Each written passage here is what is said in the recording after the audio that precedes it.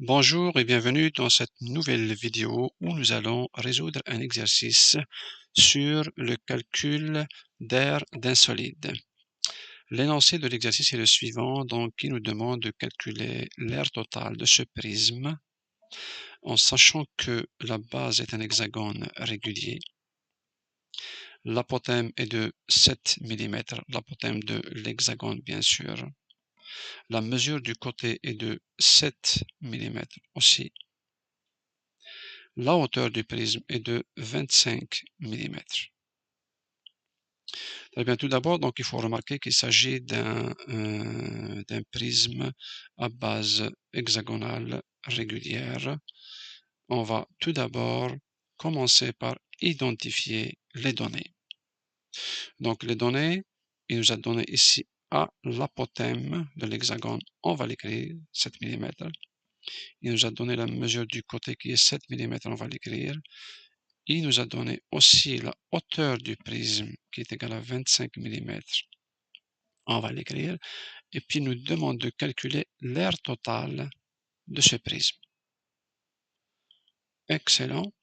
Deuxième étape à faire est de déterminer quelle formule utiliser. Puisqu'ici, on a deux bases isométriques.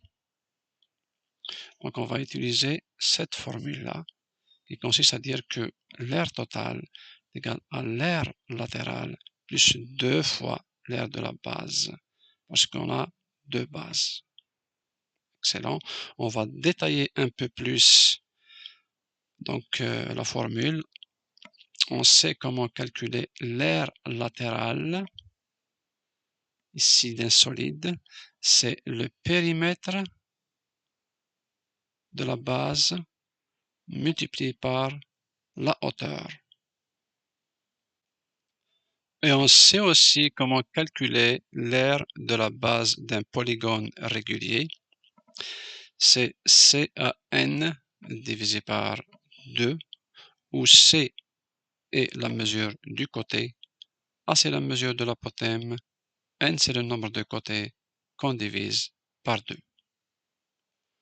Excellent. Ici le périmètre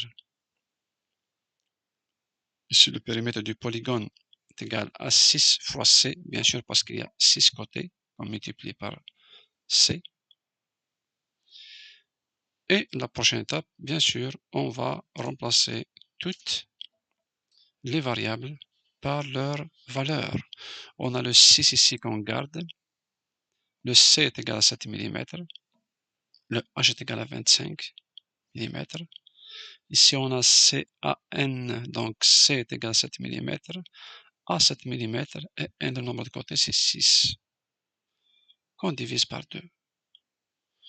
On effectue les opérations en respectant l'ordre de priorité, bien sûr. Donc, je calcule tout ce qui est ici entre parenthèses et tout ce qui est entre parenthèses ici.